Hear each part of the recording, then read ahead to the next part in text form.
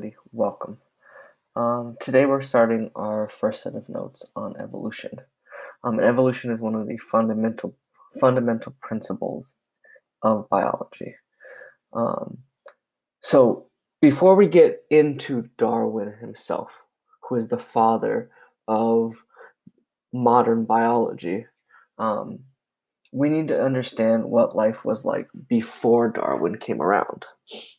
So before Darwin came around, in most places around the world, certain things were just accepted about nature. Species did not change.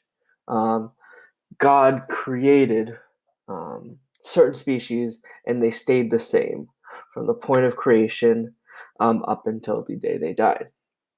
The earth itself was not extremely old. It was about 6,000 years old. Um, and the people and the species on Earth did not change. Um, those were commonly held beliefs by people all over the world. But there were a few influential scientists and other members of society who slowly started to question some of those beliefs. And these scientists are very, very influential on our guy, Charles Darwin, who we're going to spend a lot of time discussing. And so let's talk a little bit about some of those influential scientists and what they did, and then we'll get into Darwin. And so the first one on our list is Carl Linnaeus. Carl Linnaeus lived in the early 1700s. Back in the day, you had to study botany as part of learning to get your medical degree. And so he was studying to be a doctor and going through the botany section of this process. And he noticed the wide variety of plants all over the world.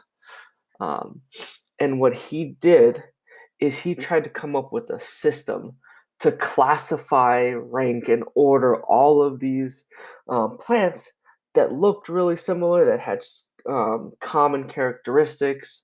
And so he came up with the system of naming and ranking and organizing the diversity of life on Earth. He started with plants and then he expanded to animals. If you've ever heard of binomial nomenclature, how you name things with a genus and a species name, like yourself, you are a Homo sapien, a wise man.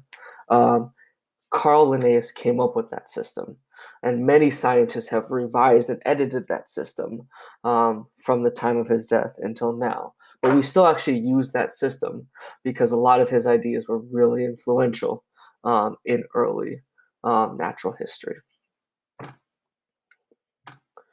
The next guy I want to talk about is actually an economist, and he's really, really important if we are talking about natural selection. So Thomas Malthus was an economist, and he studied how populations grow and decline. His big work was an essay titled "On the Principles of Population." And what he said was basically the world population will continue to grow to a point where the food, space, and resources necessary to support all of those individuals will be maximized, and you will have no more food, space, and resources for all of these people. So you'll reach a maximum number of people, and then people will die out because there's not a lot of resources. Populations will decline, and then they'll rise back up again until they get to kind of an even keel. And that was a revolutionary idea at the time, but it's still relevant now. I'm going to show you this cool little website here called a population clock. Population clock shows the general population of not only the United States, but the world. And we can see, in general, it is increasing significantly worldwide. We are almost at 8 billion people worldwide. And eventually, yes, we will run out of space, food resources, and shelter for all of these people in the world. So, why is that important, and how does that have anything to do with Darwin? Well, one of the fundamental principles of natural selection, which Darwin came up with, was the fact that there is not enough resources in an environment for species. And so those species that are best suited for their environment will be the ones that survive and reproduce. And a lot of that language that Darwin uses in his theory of natural selection comes from Thomas Malthus's ideas on population and population growth. Another influential scientist goes by the name of Jean-Baptiste Lamarck.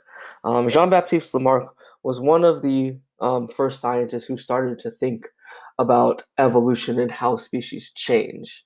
Um, he knew that species changed over time. He had studied the fossil record and saw things like the ancestor of giraffes had a smaller neck, um, and over time, those giraffe necks have become larger and larger.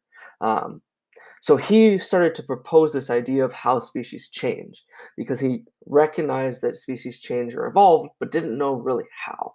And so his idea was this: there was an original, like short-necked ancestor of the giraffe, um, and as it had to keep continuously using its neck to reach for plants higher and higher up on the tree, its neck would stretch and stretch and stretch until it became progressively longer.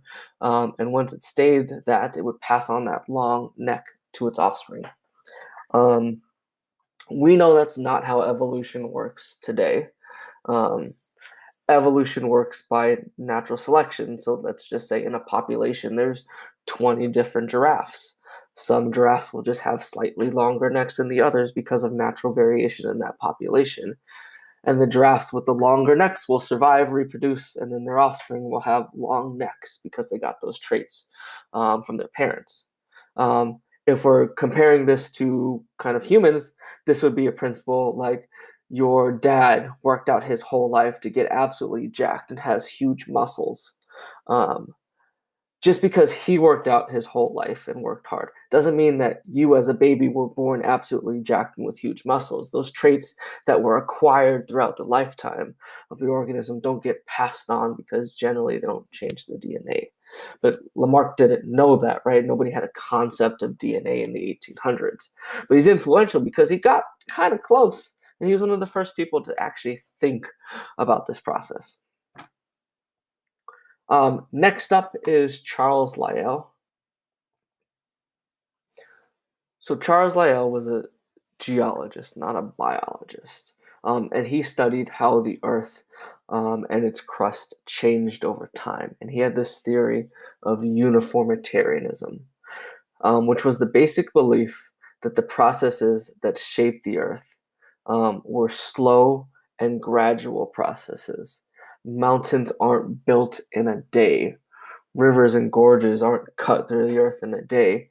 They are small, uniform processes that continuously happen.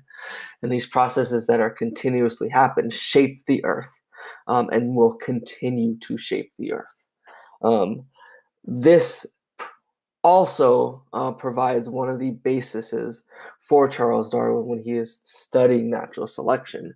He takes some of that same language and talks about how things that have changed animals in the past and influenced their behavior and influenced their survival are continuously having an effect on those animals. There are plenty more scientists we can talk about. Geologists, people who studied natural history and fossils, and paleontologists. I just chose a couple of the big ones here. Um, the key thing is to kind of understand what science is like before Darwin so that we can appreciate the impact that Darwin actually had.